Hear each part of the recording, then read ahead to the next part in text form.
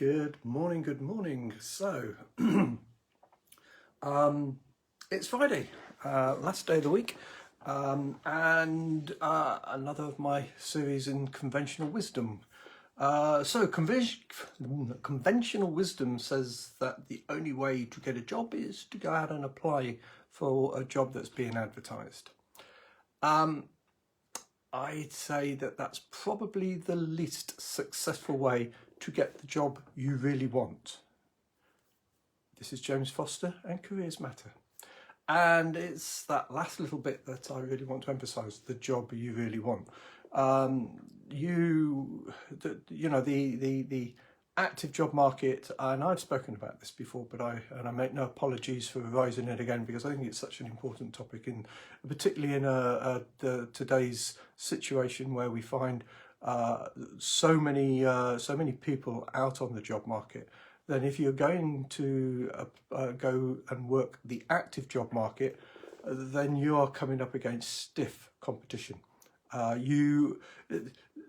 You'll know, because I've said it before, but you'll know in your own experience if you've been applying for job after job that your job application is getting really poor return.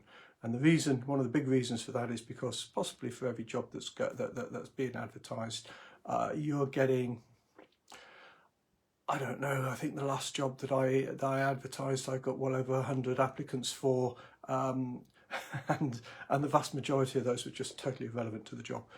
So it's a bit of the market's a bit of a what's the word? I guess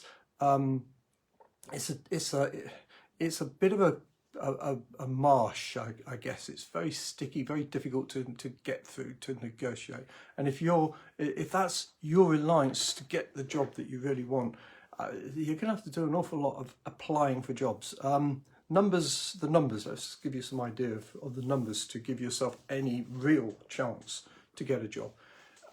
On the applying for active jobs, you probably got to get between 4 to 7, 4 to 8, that sort of figure, somewhere in that region, first interviews to have a real chance to actually get a job.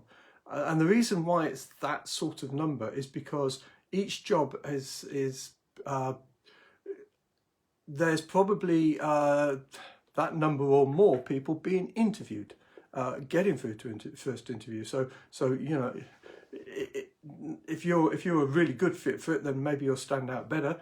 But your competition is quite stiff. And if you've got to interview for 5, let's say you've got to interview for 5 jobs to get any chance or to get a realistic chance of getting a job, then you've probably got to apply.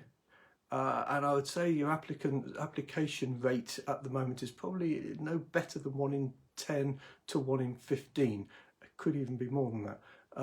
So if you're applying for, say, 10 jobs to get 1 interview, let's put it that way, and you've got to do that's 50 jobs you've got to apply for to have any realistic chance to actually get to land a job. Now, there will always be exceptions. People will come back at me and say, I got a job in the first go. Yeah, okay. There's always exceptions because we're talking about what the average stats are. And so therefore, if the average stats are that, then there are some people that are having to apply for many more than 50 jobs. And there are some people that apply for less than 50 jobs. Of course there are, but those are the average. That's the average. In fact, I think I'm probably quoting on the low side of average there. So I'm probably being a little bit optimistic, shall we say? So if those are the numbers, how can you possibly succeed in getting a job? How can you possibly get a job in the job market? As I said, conventional wisdom saying that's the only way to do it. Well, it's not the only way to do it. It's quite straightforward, really. There are more ways to apply for a job. There are more ways to get within a job process, shall we say, within the process to find a job. And I can talk quite extensively about that, and I do. I've got a whole course on the subject of finding where hidden jobs are, but more to the point, how to actually get yourself recognised and get yourself into a process for finding one of those, what I'm calling hidden jobs. Let me just clarify hidden jobs there for a minute. It's if you do a quick Google search, or other search engines exist, so we can use Bing, or you can use any of the other ones, of course, Yahoo, whatever. But if you go out and Google for the term hidden job, you'll get an awful lot of literature come up on the subject, and it's a little bit contradictory. Some people are saying vehemently that it is the only way. That's my approach. Some people are saying that there is no such thing as a hidden job market. So what's the truth? And so I think it's understanding what we mean by the hidden job market, rather than the fact that people are trying to hide jobs. They're not. It's just that the fact that most jobs, or a really big proportion of jobs, are filled without going through an active job process. So they're never advertised, or if they are advertised, the advertisement is simply to include it into the process, whereas actually the person that's getting the job has already been selected before the advert's even gone out. So the whole thing with this is, how do companies actually go about filling their jobs? How do they go about identifying people, and how do they go about selecting the people that are right for their organisation? And that's really what the process, what hidden jobs is all about. And understanding how companies do that, or how it is, and it's done differently with different companies. So it's not like it's a one-size-fits-all approach. It isn't. Some companies do things in different ways. There are companies that literally always put their jobs on the active market. There certainly are. I'm not going to ever pretend that there aren't. There are certainly companies that do that, and if you want to go work for those companies, then you'll at least know what all the jobs are. But you can still get round the application process if you know the best way, if you know how to do that, how to go about doing that. So I'm not going to sit here now and talk you through something that I actually have a course for. That course is something that you can have access to, and I will certainly leave a link with this video later on.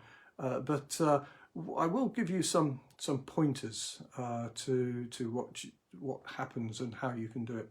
The first thing is if you are a known entity in the marketplace, so somebody knows who you are already, then they're very likely to want to come to you to understand if you might be a good fit for their job. You'll see a lot of hiring managers reaching out with, "I'm hiring." Okay, it's not a good way to do it. I don't recommend it. There are better ways. You go out with, "I'm hiring," you're going to attract everybody again. You're not just going to attract the people you want, but at least that gives you an idea of somebody that is worth getting in touch with, doesn't it? So there's a clue to it. Your objective is to identify the organisations and the individuals within those organisations that might be interested in your profile, either long term, which is just building up a rapport with these people and letting them know that you're around, or short term, whereby you see that people are active and you go and do something to get their attention so that they notice you, and they will invite you in for a meeting or ask you if you're interested in the potential for a meeting.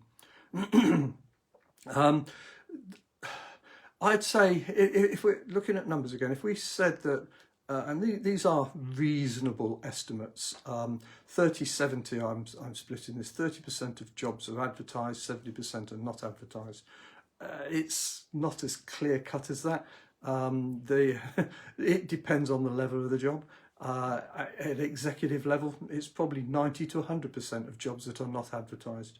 At junior level, for let's say administrative type roles, probably nearer 80-90% that are advertised. It's not 100%. Because one of the ways that companies fill jobs is through referrals and through what we'll call internal applications, not even internal applications, but people that actually just go on the site and chip their CV into the process and say, if you've got a job going, I'd be interested in it. And some companies do pick up from that. It's again not something I'd recommend as your basic strategy for getting a job, but some key companies do recruit from that. So where people send their CV in, they sometimes actually notice you, and if they and that's how it is actually how a lot of what we'll call I don't want to say junior. I don't want to demean these jobs. These are just jobs which are where there are people with the skills and it's just a matter of finding out who's got those skills and then making the best fit of the individual to come in. It's not a difficult thing to find the people with the skills. It's more about matching the character of the individual into your organisation. I'm conscious of the fact I'm wandering around a little bit here. What I'm trying to do is give you some ideas of the fact that there are alternatives that you can consider that will help you to find open opportunities that are not being advertised and that probably never will be advertised. If you're at the more junior level, then I would certainly look at one of the things I would do if I was at junior level is I would look for the job titles within that company that I felt were say 5 or 6 companies, maybe more, that I felt was going to be relevant to me. Good morning, Angela. That were relevant to what I can do, and then I would write a nice little cover letter talking about a bit of value that I have to offer, and I would send that in with my profile to that individual. At more senior level, the process is the same. It's just got to be more targeted and more specific and more value driven. And an executive level, then, depending upon what particular role, so CEOs and the like are usually by invitation. So the organisation sets one of the big executive search companies out to go and actually try to attract a specific individual, or 1 or 2 or 3 specific individuals that they believe are going to be a good fit. So at the C level generally, though, then it's a sort of the same process, but not so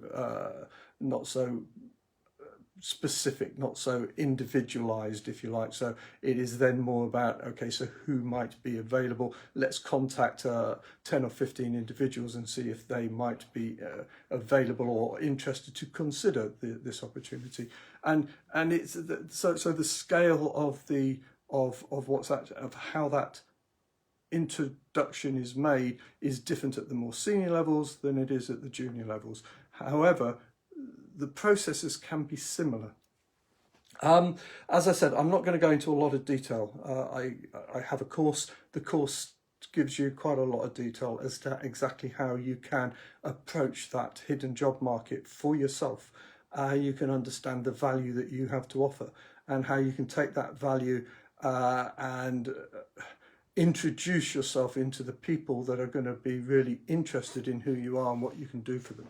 And from that, the objective is you're going to get your 3 or 4 interviews that you're going to need. But in this time, you're not going to be one of 8 or 9 people going in for interview. You'll be one of 2 or 3 people going in for interview. Your chances are greatly increased. And that is the more effective way to get a job. And particularly the fact that you can target that very specifically at the companies that you're interested in and at the job type that you really feel that is appropriate to you. So I've spoken enough on this today.